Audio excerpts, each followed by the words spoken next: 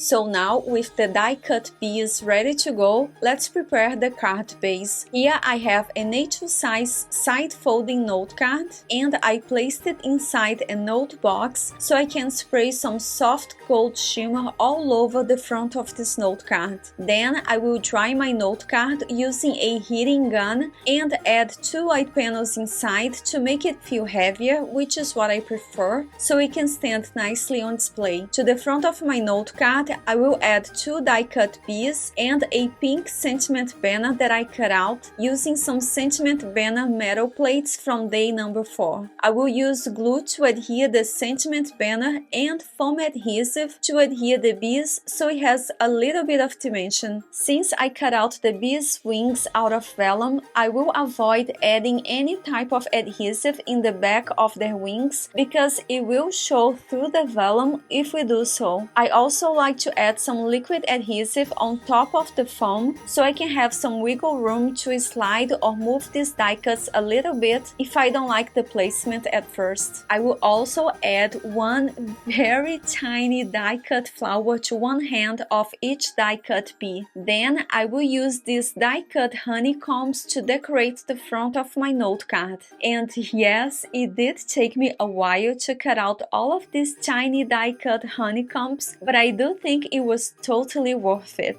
I cut it out of Spellbinder's Mirror Gold cardstock, which is just gorgeous. Spellbinder's Mirror Gold cardstock has a golden coating on both sides of the paper, which requires you to use a good quality strong liquid adhesive when using this type of cardstock. And since it has a golden mirror coating on both sides of the paper, it does take a while to dry, which I was very glad about because it allowed me to later reposition some of these honeycombs that I first glued to the bottom left corner of this note card. I began by gluing only the outline pieces, but later I will fill in some of these outline honeycombs with the solid shapes. Since these are very small die-cut pieces, I'm using a pair of self-lock tweezers to hold them as I apply liquid adhesive in the back, and whenever I apply too much glue, I simply tap it off onto this piece of paper towel that I have on the top right corner of the screen. Another great tool to have when working with very small die-cut pieces is a wax pencil, which I will use to pick up the solid shape pieces.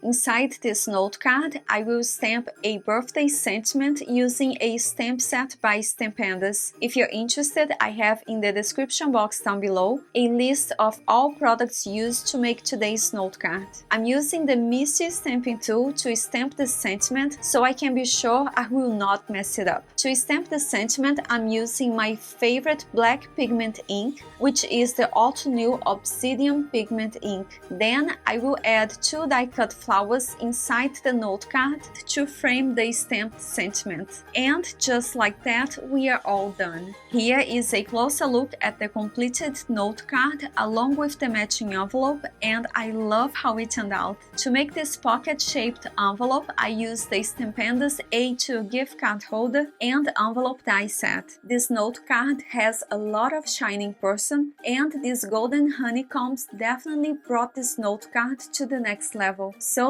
this is all that I have for today, and I thank you for spending this time with me. Tomorrow we will be revealing the contents behind door number 7, so stay tuned for that. Let me know in the comments box down below if you are also creating with the Spellbinders Crafty Advent Calendar and how it is going so far. Also make sure to tag me on Instagram so I can see what you create. Have a wonderful day and happy crafting!